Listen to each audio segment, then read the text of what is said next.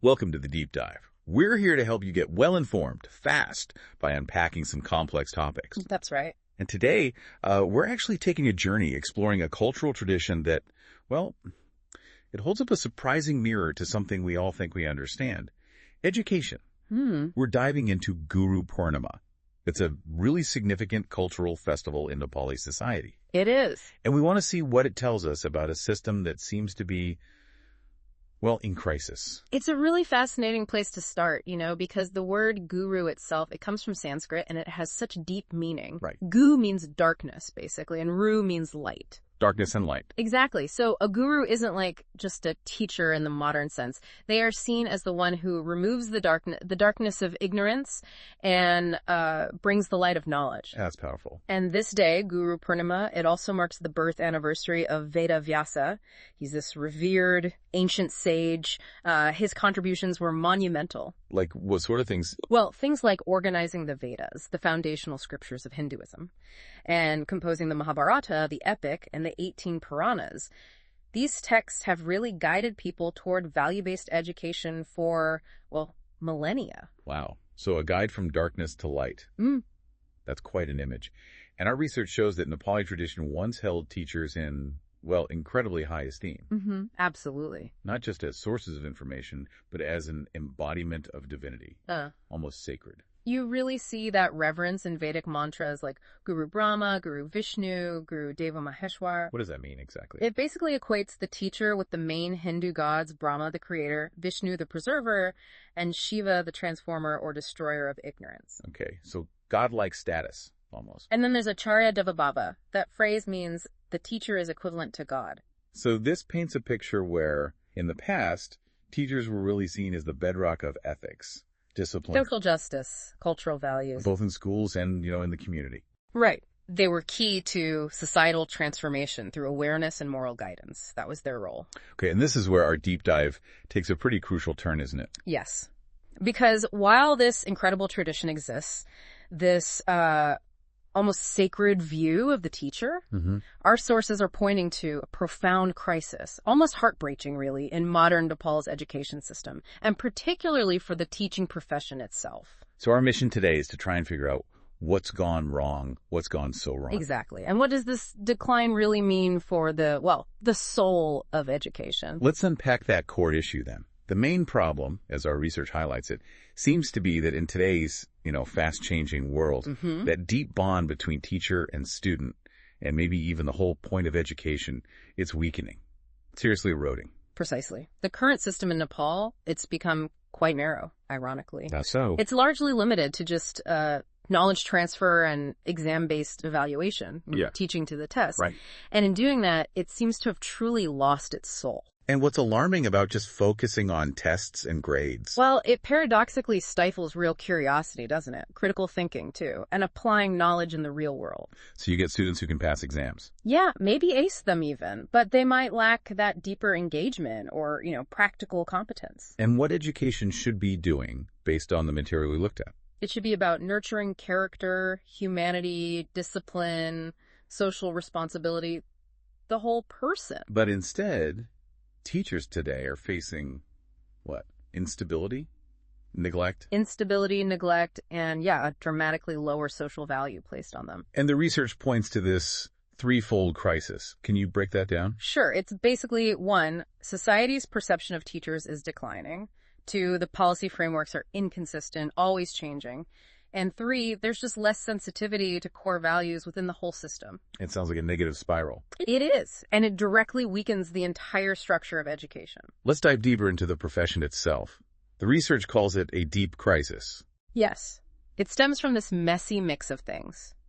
Various forms of appointments, meaning inconsistency. Okay. Low salaries, a real lack of proper training, injustice in how promotions happen. And politics involved, too. Yes, pervasive political interference. Yeah.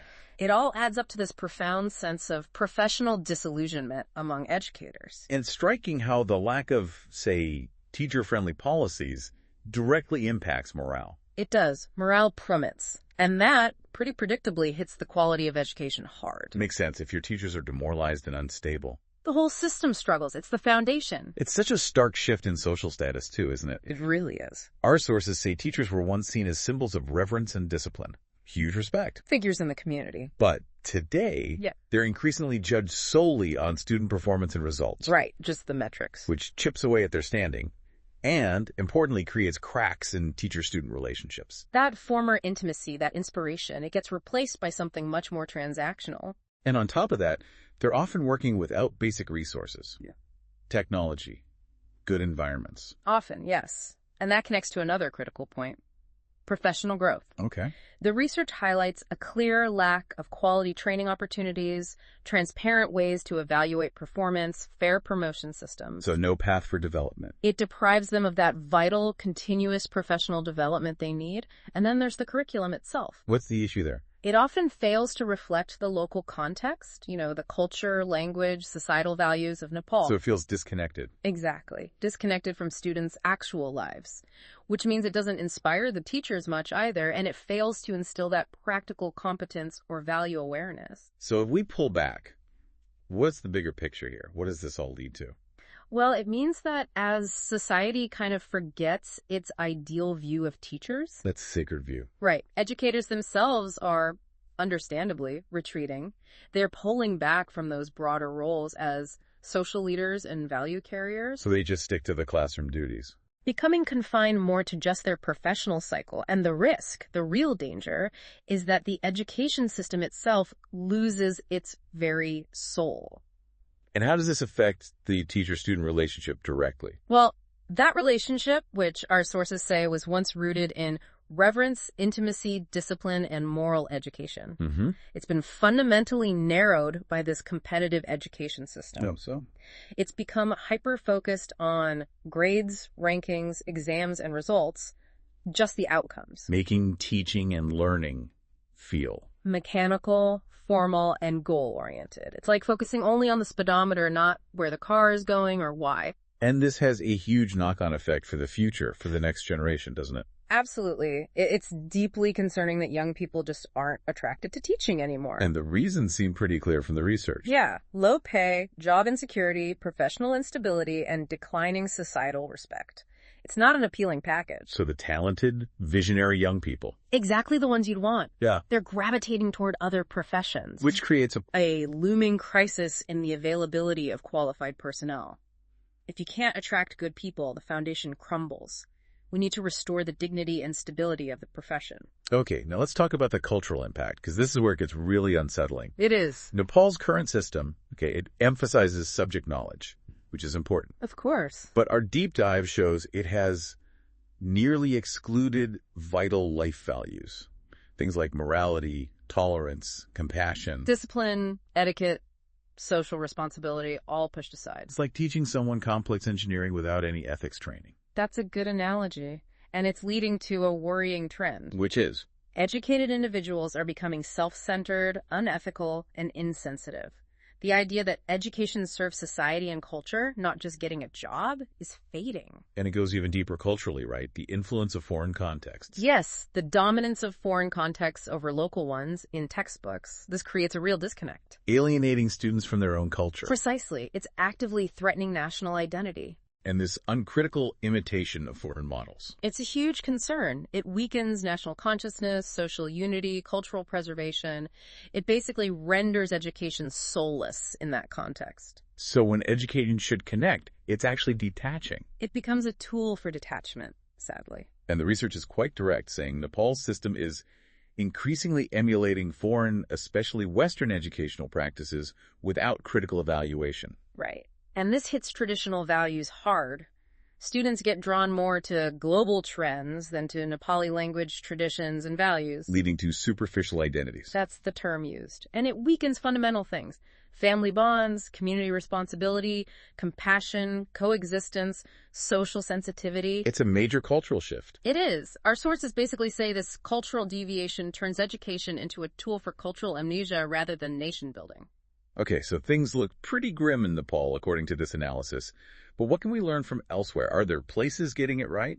There are definitely lessons to be learned. Let's look at places like Finland, Singapore, Japan, South Korea. Okay.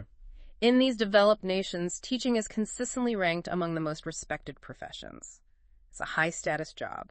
And how do they achieve that? What are they doing differently? Well, they treat education as the absolute backbone of national progress. It's a priority. Right. In Finland, for example, teachers are selected from the top 10% of graduates. They all get master's degrees. And crucially, they have immense professional autonomy in the classroom. So they're trusted as experts. Exactly. No micromanagement. Singapore invests massively in continuous training, mentorship programs, clear career paths for teachers. They focus on growth. And Japan and South Korea? Similar themes. Teachers are well paid, have strong career ladders, and this is key. They are deeply involved in policy making. They have a voice. Which is just such a stark contrast with Nepali teachers facing instability, low pay. Lack of training, constant political interference. Yes. It's night and day. So it seems pretty clear that the lack of supportive, teacher-focused policies in Nepal is holding the system back. Absolutely. This global comparison really drives it home. Strengthening the professional, social, and policy status of teachers isn't just a nice idea. It's essential. It's absolutely essential for educational development. Without it, progress is just severely hampered. So moving forward, how can Nepal actually improve its education system? Yeah. The sources are clear that just talking about it isn't enough. Right. Rhetorical declarations are not enough. What's needed is long-term vision, practical policies, and consistent, sustainable implementation. Real action. And above all, teachers have to be recognized, truly recognized and treated as the foundation of nation building, not just cogs in a machine. So how do we empower them, practically speaking? We need to provide them with quality training, transparent evaluation, fair promotion, and an inspiring work environment. Basic respect and support. And critically make sure policies are actually implemented. Yes, not just left on paper as good intentions gathering dust. Implementation is key. And given Nepal's unique cultural landscape. Yeah. Multi-ethnic, multicultural. Exactly. That demands an education that promotes not only academic knowledge, but also those fundamental values, traditions, social harmony, humanity. Because the risk, as the research warns, is producing a generation that is self-centered, insensitive, and morally bankrupt, if values aren't part of it. So the real aim of education has to be broader. Much broader. Beyond intellectual development to include character building, social responsibility, humanity, and patriotism. It's about creating good citizens, not just skilled workers. And teachers are absolutely central to that mission. They are. The sources call them not just providers of textbook knowledge, but transmitters of life values. How they act, what they say. Their whole conduct, speech, thought, and behavior are living classrooms of education. They model the values. Right. They embody what they teach. Indeed. So if teachers themselves are disciplined, value-sensitive, and socially responsible, then they can cultivate that in students. They have that profound capacity to cultivate value-driven, inclusive, and socially conscious generations. The kind of people who build a nation. People who contribute to prosperity, unity, a humane society. Precisely. Which is why establishing value-based, inclusive, and teacher-centered policies isn't just, a policy choice. It's a national necessity. So, bringing this all back around, Guru Purnima, the festival we started with, it's not just a day for saying thank you. It's also a profound opportunity, the research suggests, to really reflect. Reflect on the state of education and especially on our teachers. Because the reality for many teachers today, as we've discussed, is that their job is more associated with struggle than respect. Sadly, yes. Their voices often aren't heard in policy decisions that directly affect them. And society tends to judge them just by those narrow exam-based results. Right. So the core message of Guru Purnima, maybe for all of us, is that teachers and society must foster mutual dedication, respect, and cooperation if we really want to transform education. It has to be a partnership. Okay, so here's a final thought for you, our listener, to take away from this deep dive. Yeah. If education in any society isn't deeply connected with its core values, with ethics, discipline, the very fabric of its social structure, then what happens? Then future generations risk becoming valueless and directionless. So the question for all of us is, what is our collective responsibility to make sure teachers are truly put at the heart of all educational policies, curricula, and practices so we can build a thriving, values-driven society?